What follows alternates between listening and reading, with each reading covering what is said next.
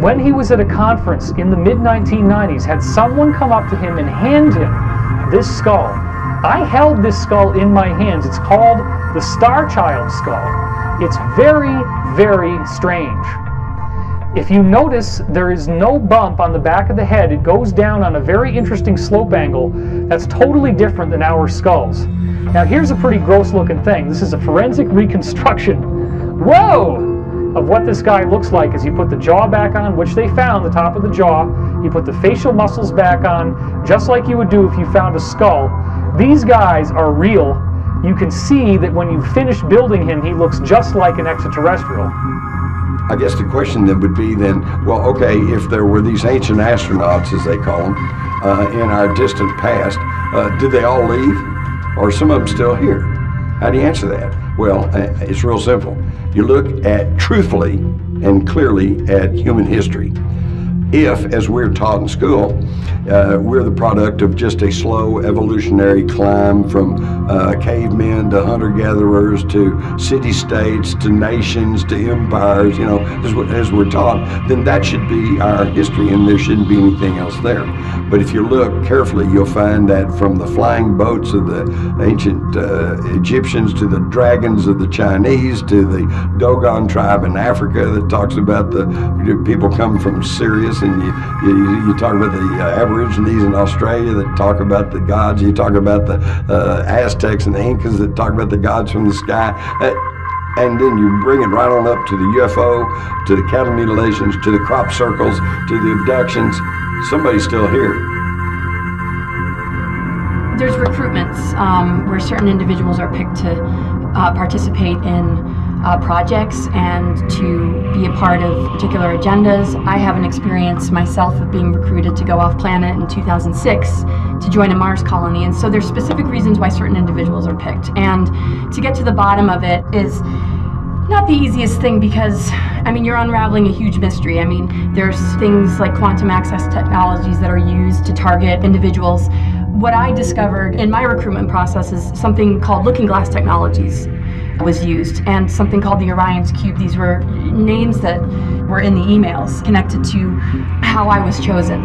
And this isn't just tracking me in this particular incarnation. There was a pre-targeting before I was born. Lori Eisenhower was recruited for the secret space program. Specifically, they wanted her to go to Mars, where they said they had a base. Is it possible that humans have a base on Mars?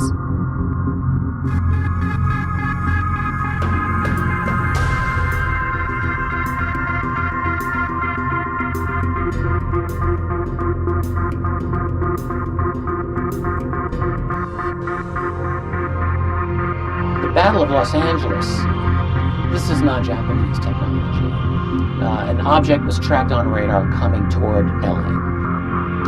And well after midnight, early in the morning, it's over Los Angeles. And by some accounts, it's multiple objects. You've got military personnel with their field binoculars, some of them getting a very good look at this, and typically describing it as a large type of an object. There is a photograph of this. They could hear pings when they shot at it, right? I think some witnesses believe they heard that. I've spoke to 2 witnesses who were children who actually observed this. What we do know is that the U.S. military fired 1,430 rounds of artillery. That's a lot. At this. Didn't take it down. You think, what's going to handle over 1,000 artillery rounds and not go down? Yeah. This thing did not. And did they miss that many times? Probably not. They could not have. On September 12, 1991, NASA launched Space Shuttle Mission number 48.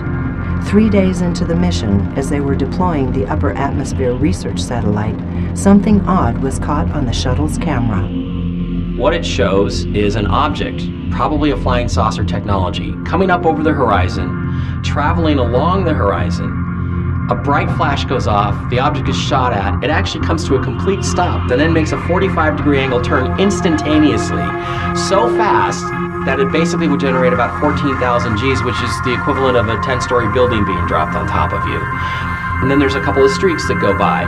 clearly the thing is being shot at. And the interesting thing about this that actually kind of supports that is we have a very, very secret CIA base at Alice Springs in Australia, right above the area where this test took place. This has every hallmark of being an effort to shoot down an extraterrestrial piloted vehicle, in which case they would then send in someone like Sergeant Clifford Stone to go and retrieve the wreckage, the debris, and the dead or alive extraterrestrial occupants that were piloting that craft. But it was half out and half in, and I could tell that it was dead.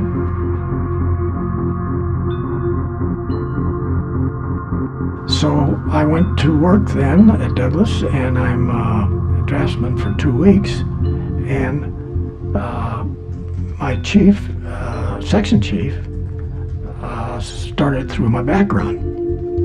And of course it says all of this stuff that I had done in the Navy. So he puts me in this think tank. It was inside of Douglas in a walled-off area, and there's 200 guys in it. We investigate every aspect of extraterrestrial, military, commercial, whatever. And I was assigned to design for the Navy about 16, 18 different classes of U.S. Navy battle group ships, which didn't exist.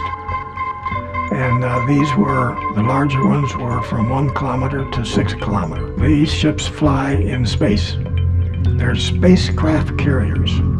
I designed U.S. Navy spacecraft carriers, which finally got built back in the late 70s up in Utah underneath the ground. And you've seen the pictures of U.S. Navy spaceships, Solar Warden. So Solar Warden came out of a think tank inside of engineering at Douglas. We have secret societies creating high technology and very mysterious about where their high technology is coming from. So what happens is the classified world takes these, classifies those technologies, and essentially runs away with them, literally preventing the rest of the world through legal means from developing into those types of technologies. So we're talking forms of electrogravitics, electromagnetic propulsion technologies, gravitational propulsion technologies.